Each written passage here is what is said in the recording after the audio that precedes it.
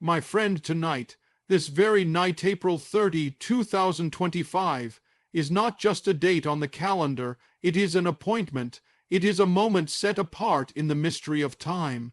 A divine window is opening, declared not by man, not by governments, not by kings, but by the sovereign voice, the same voice that said, "Let there be light," and there was light.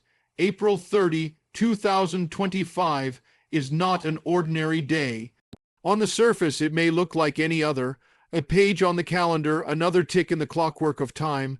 But in the realm beyond what eyes can see, something more is unfolding. When God marks a moment in time, that moment becomes sacred. Heaven operates on a different schedule. It is not bound by human time, chronos, the ticking of seconds and hours.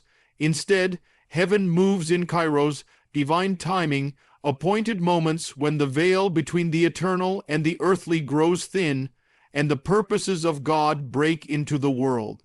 Tonight is one of those moments. You did not choose this hour, it was chosen for you.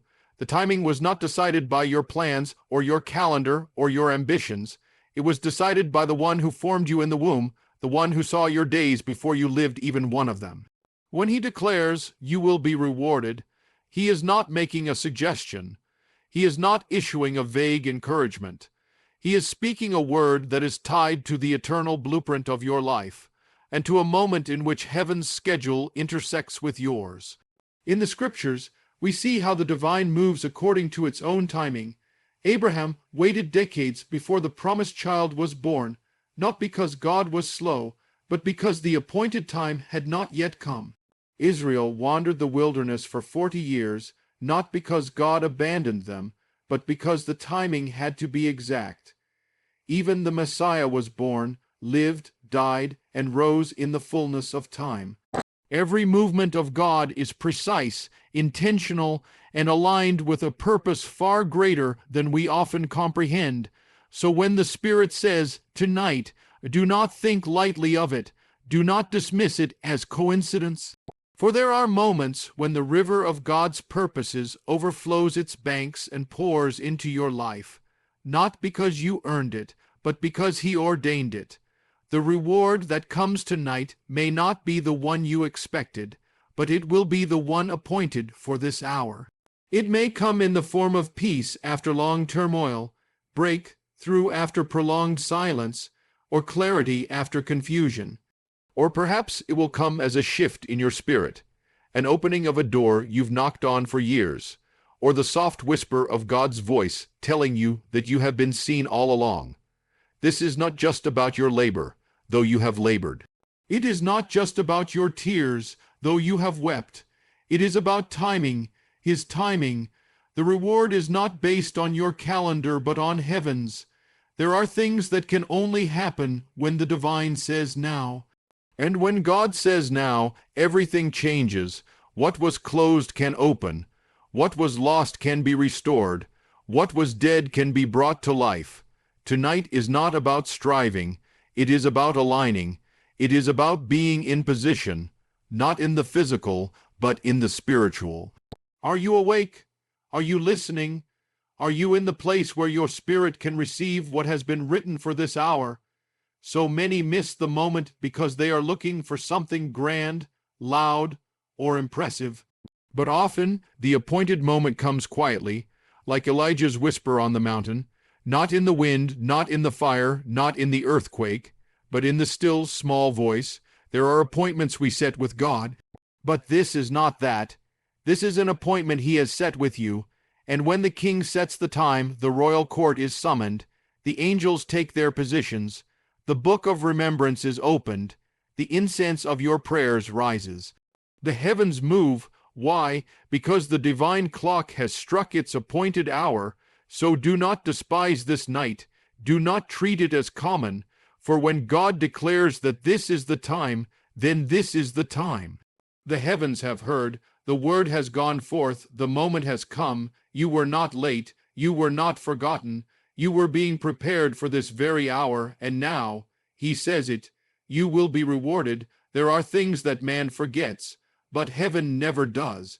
In a world where people are praised one moment and forgotten the next, where acts of love go unnoticed, and where sacrifices are buried beneath the noise of daily life, God sees everything, and more than that, He remembers. Every tear, every whispered prayer, every silent act of obedience done in faith.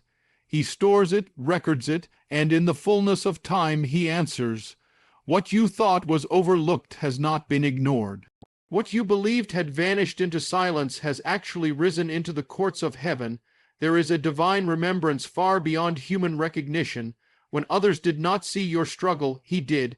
When no one else saw your faith in the darkness, He was watching. And tonight, on April 30, 2025, He calls it back. In the Scriptures, there is something called the Book of Remembrance. It is not poetry, it is real.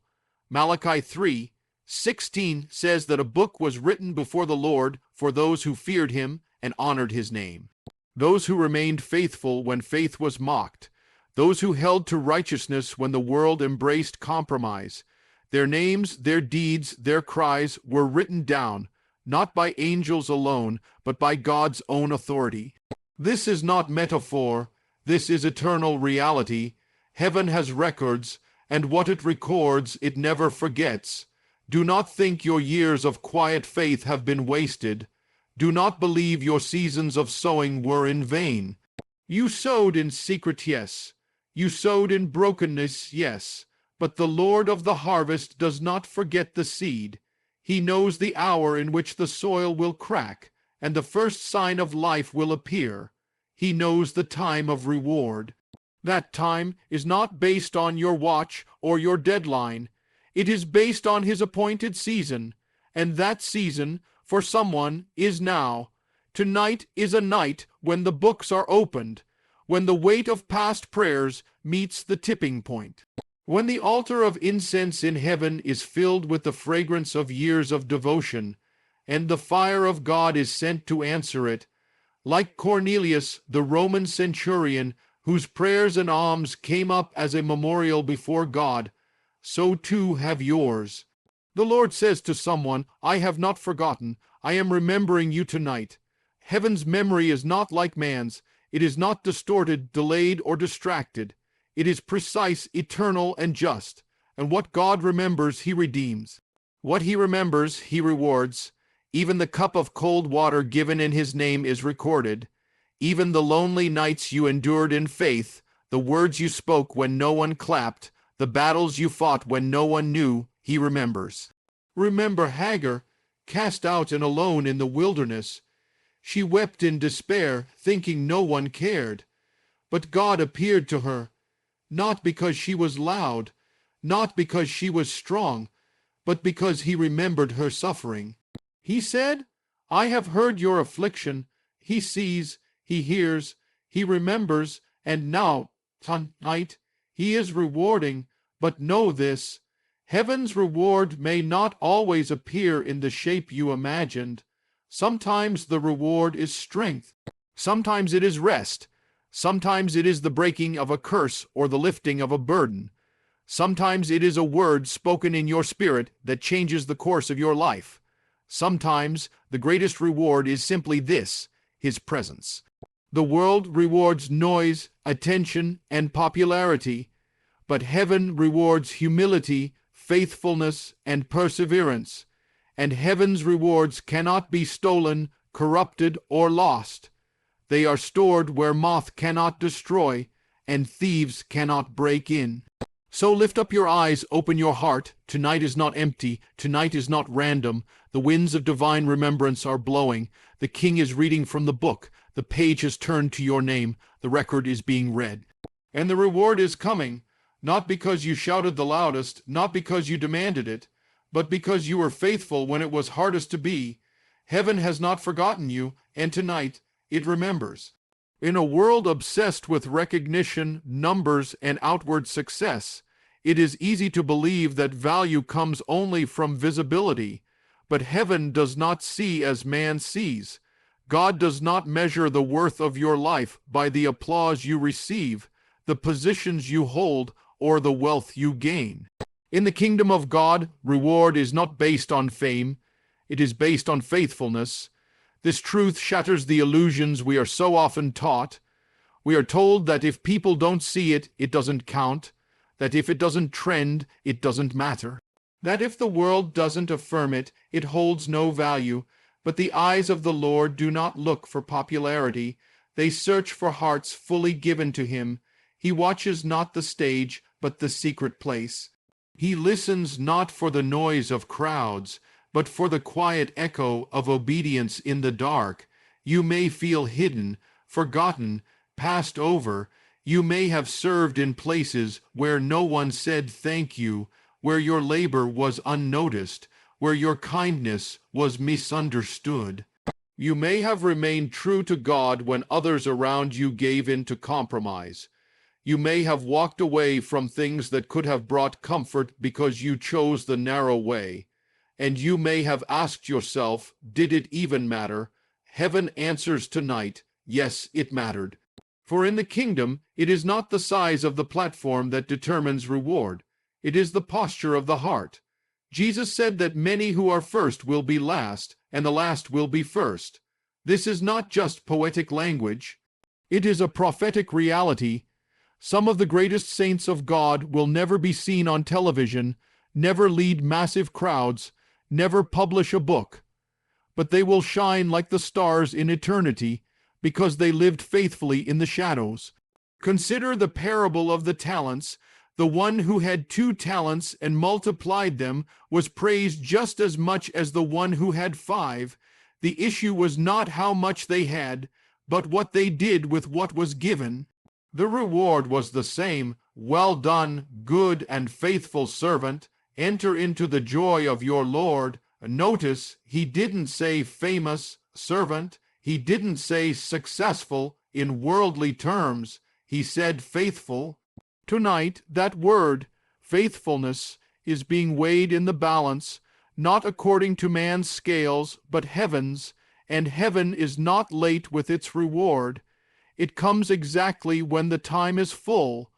That fullness may take years in the natural, but when the reward is released, it will be undeniable. Some blessings cannot come early. They are too heavy, too precious, and too deeply tied to timing. So many chase reward and miss the rewarder, but tonight the rewarder himself draws near. He comes not for those who chased glory, but for those who chased him. Not for those who sought the crown, but for those who bore the cross, for those who turned the other cheek, who forgave when it hurt, who stood for truth when it cost them everything. For those who poured out their lives like a drink offering, not seeking praise, but seeking only to please their Lord. And that is why heaven's reward cannot be compared to the world's. The world gives trophies that rust. Heaven gives crowns that last forever. The world gives platforms that pass away. Heaven gives a name written in a book that will never fade. The world gives applause that lasts a moment. Heaven gives honor that will echo through eternity. You did not do it for the crowd. You did it for the King. You did not wait for recognition. You waited on the Lord, and now he remembers. Tonight is not just about receiving something. It's about hearing something. That quiet voice of the Spirit whispering into your soul, I saw it, I recorded it, and I am rewarding it. There is no delay in heaven's justice, and there is no confusion in its memory. What you did in secret, God is bringing into light. What you gave in private, he will return in fullness, not because of your fame, but because of your faithfulness. So hold your head high, not in pride, but in trust.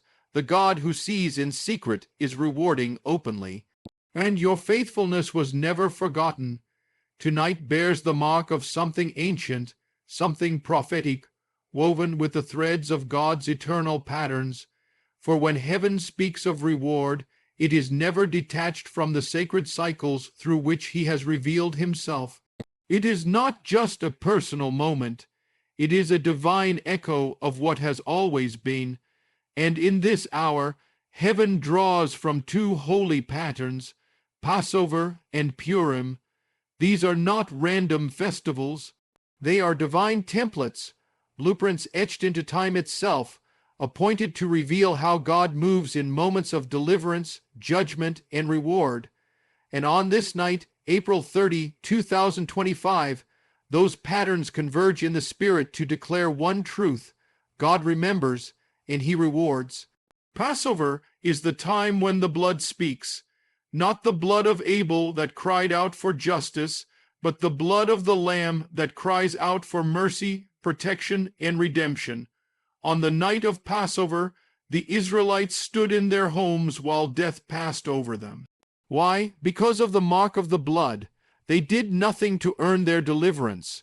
They didn't fight or protest or demand freedom. They simply obeyed the word of God, trusted in His instruction, and marked their homes with the blood. And that night the destroyer passed over them. That night they were not only protected, they were rewarded. Slaves the day before, they left Egypt not just free, but with the wealth of their oppressors. They plundered Egypt without lifting a sword. The reward came not from their power, but from their obedience, and so it is tonight. For those who have remained under the blood, who have trusted in the Lamb when the world mocked them, who stayed in the secret place while judgment passed through the land, tonight is a night of reward, but it is also a night of Purim, a night that reminds us of the hidden hand of God, the hand that moves behind the curtain, arranging what cannot be seen, preparing deliverance in silence. Purim was born in a time of conspiracy and destruction. Haman had risen, the gallows had been built, the death sentence was signed, and no one in the kingdom knew what was coming, but God did. He moved through the night, not with plagues or fire from heaven, but through the quiet courage of Esther and the forgotten faithfulness of a man named Mordecai.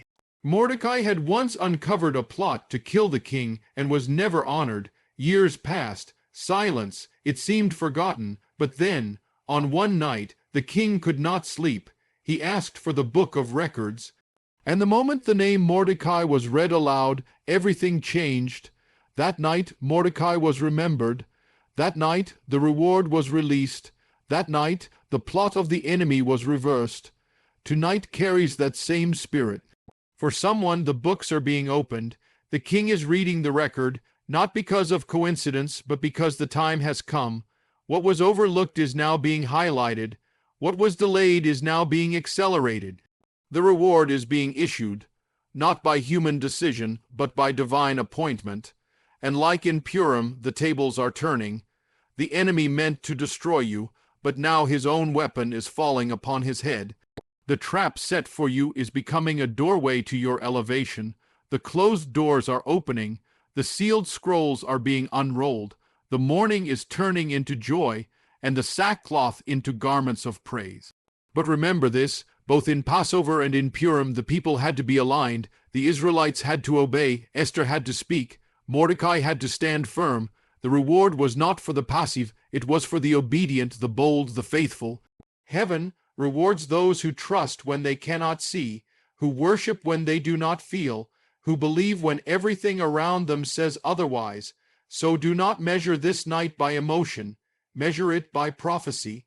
The patterns have aligned, the hour has come, the blood has spoken, the record has been read, the gallows are collapsing, the chains are breaking, and the reward is coming, not just in the natural, but in the spirit, in your legacy, in your generations.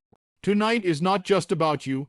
It's about the God who always remembers and always rewards. The Spirit says, this is your Passover, this is your Purim, this is your reward.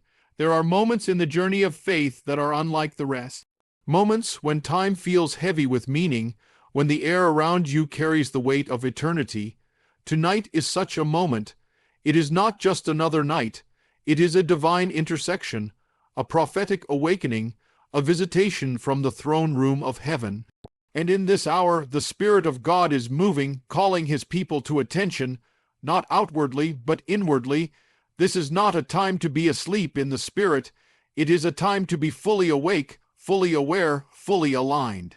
There are countless stories in Scripture where God moved suddenly. The Red Sea did not part slowly. It parted in a moment. The walls of Jericho did not fall gradually. They fell at once. The fire did not descend on Elijah's altar in stages. It fell in an instant. And the Spirit did not come upon the disciples over a process of days. It came like a rushing wind. But in each case, the sudden move of God was preceded by a time of readiness, a call to alignment, a posture of expectation. And so it is tonight.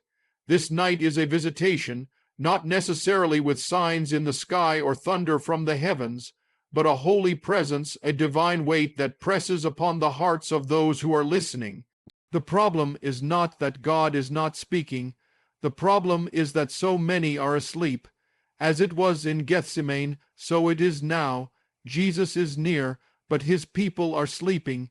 He is calling, but their ears are dull. The hour is sacred, but the attention of many is on the temporal. But not you. The Spirit is stirring you tonight for a reason. This moment has been written into your story before the foundations of the world. The one who numbers your hairs has numbered your nights, and this night has been marked with fire. It is not a coincidence. It is not emotional hype. It is an appointment. You are standing in a doorway that heaven has opened.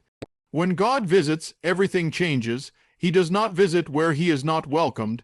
He does not awaken those who resist his voice, but to the humble, the hungry, the expectant, he comes with healing. He comes with deliverance. He comes with reward, not as the world gives, but as heaven gives, measured in eternity, rich in glory, drenched in mercy. Remember the Shunammite woman. She made room for the prophet in her home, not for gain, not for favor, but out of reverence. And because she made room, the visitation came, not just from a prophet, but from the Spirit of life itself. Her womb, which had been closed, opened. Her sorrow turned to joy. Her future was restored. Why? Because she was prepared when the moment came. Tonight, the Spirit asks the same. Have you made room? Have you cleared space in your heart for him to move? Have you silenced the distractions and attuned your spirit to his whisper? Have you postured yourself in expectation? This is not the time for lukewarm prayers or casual worship. This is the time to press in, to lean forward, to seek him with urgency. For when heaven visits, those who are awake receive what those who slumber miss. The wise virgins were prepared when the bridegroom came. Their lamps were full. The foolish, though they had the appearance of readiness, were empty on the inside. And when the door was shut, it did not open again. This night is not only a reward, it is a test. Will you discern the moment? Will you respond with faith? Will you open your heart when he knocks? You may not see thunder, you may not hear trumpets, but the Spirit is closer than your breath. He is passing by, as he passed by Moses on the mountain, as he passed by Elijah in the cave, as he passed by the blind man on the roadside. And for those who cry out, for those who reach, for those who respond, he will not pass by without leaving a blessing. So rise up in your spirit, shake off the dust of weariness, cast off the slumber of complacency. The King is near, the reward is real, the moment is holy. This is a prophetic awakening. This is a divine visitation. This is your night. There are rewards that the world gives, temporary, glittering, and loud. They come with applause, trophies, titles, and fame, but those rewards fade. They rust, they pass from memory, they are swallowed up by time. But the rewards of God, they are eternal. They do not fade, they do not rust, and they are not subject to the cycles of this world. They are born from another realm, a kingdom that cannot be shaken, and when they are given, they transform everything they touch. Tonight is not about a reward you can hold in your hands. It's about a reward that will hold you. It is not the gift that matters most. It is the giver.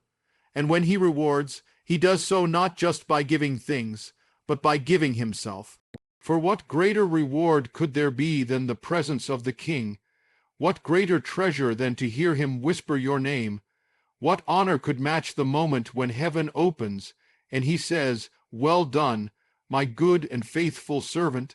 That is the reward that outweighs them all, and for some tonight, that is exactly what is coming. In the Scriptures, reward is often tied to revelation.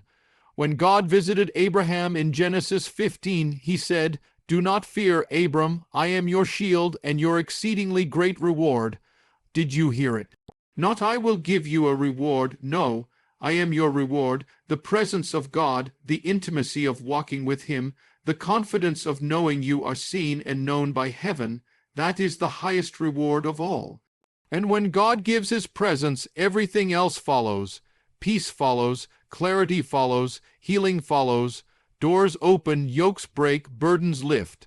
Not because you chased after breakthrough, but because you encountered the breaker Himself. This is the paradox of heaven. The more you seek Him, the less you care about the reward. But the more you seek Him, the more He rewards you, not for your striving, but for your surrender. Because in His kingdom, reward is not earned by performance. It is given through relationship.